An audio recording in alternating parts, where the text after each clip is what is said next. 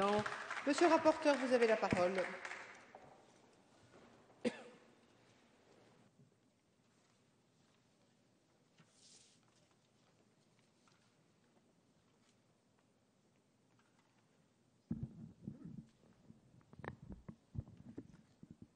J'essaierai d'être très bref et non polémique.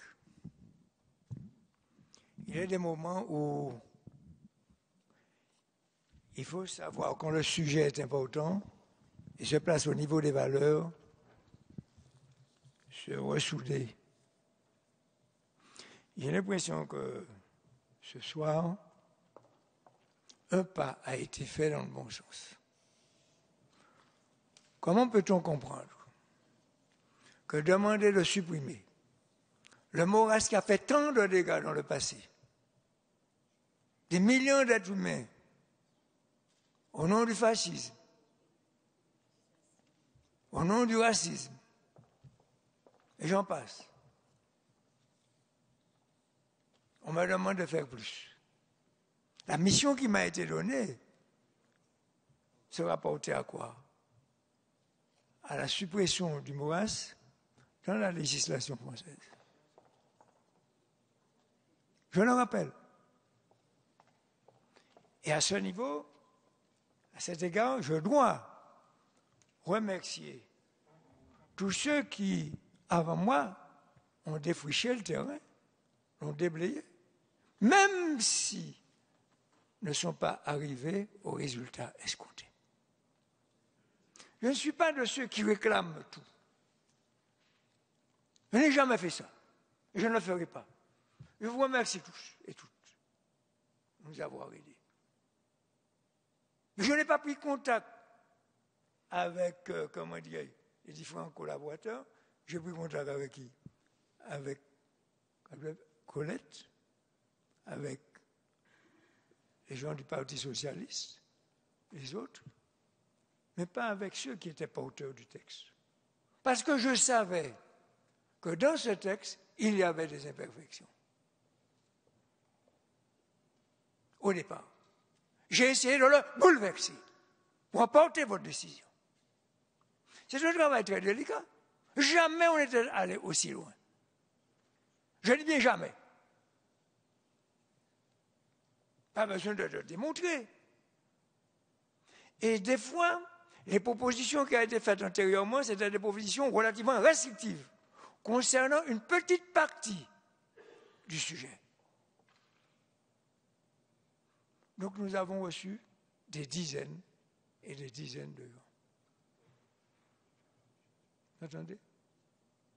Et nous avons compris qu'il y avait des difficultés, je le reconnais. Mais est-ce que parce qu'il y a des difficultés, on ne fait pas un pas en avant? Le rôle qui m'incombait, c'était de supprimer autant que faire que se peut, dans toute la législation française, hors Constitution, le Maurras. Et quel ne fut mon étonnement, agréable d'ailleurs, de constater que sur les 59 articles qui posaient problème, en réalité, 55 pouvaient être amendés très facilement. En remplaçant le Maurras, en remplaçant le mot ethnie, je le répète, et je suppose race, par quoi? Tout simplement par le mot raciste. Parce que c'est leur comportement que la justice condamne.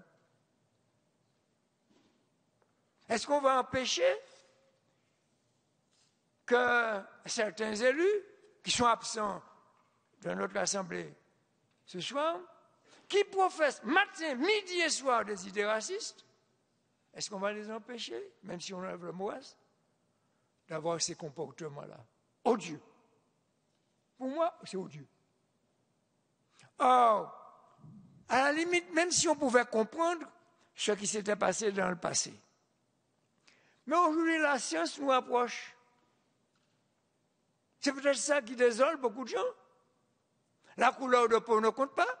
Les cheveux blonds, ça ne compte pas. Les cheveux crépus non plus. Le nez camus non plus.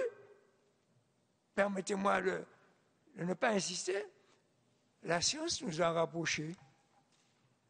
Alors quel argument il reste?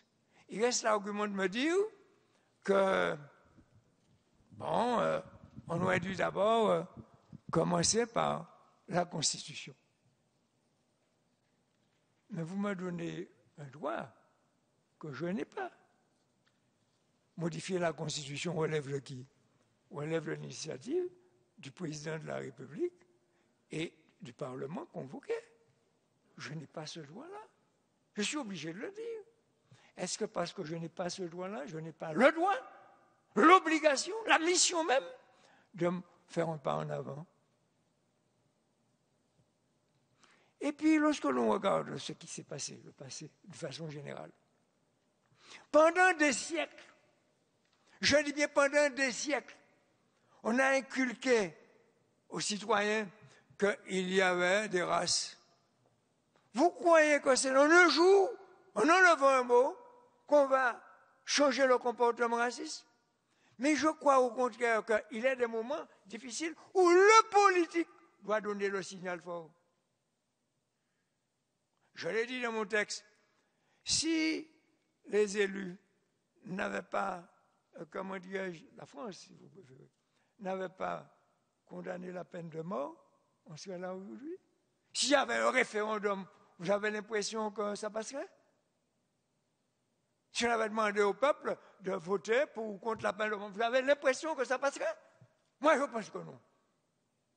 Mais il est des moments, c'est le politique, quelles que soient les difficultés, qui doit donner l'exemple. Et le bon exemple de cette matière. Je dis bien le politique, toutes catégories confondues. Je ne vais plus m'arrêter là. Que par conséquent, je remercierai.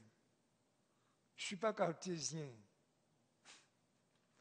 Je remercierai bien entendu Madame la ministre pour le soutien du gouvernement, puisque c'est comme ça que vous faites. J'obéis à cette logique. Je remercie également le président de la commission des lois qui a joué un rôle très important, et je le dis objectivement. Je remercie Mme Campiel, je l'ai déjà dit, pour son amendement.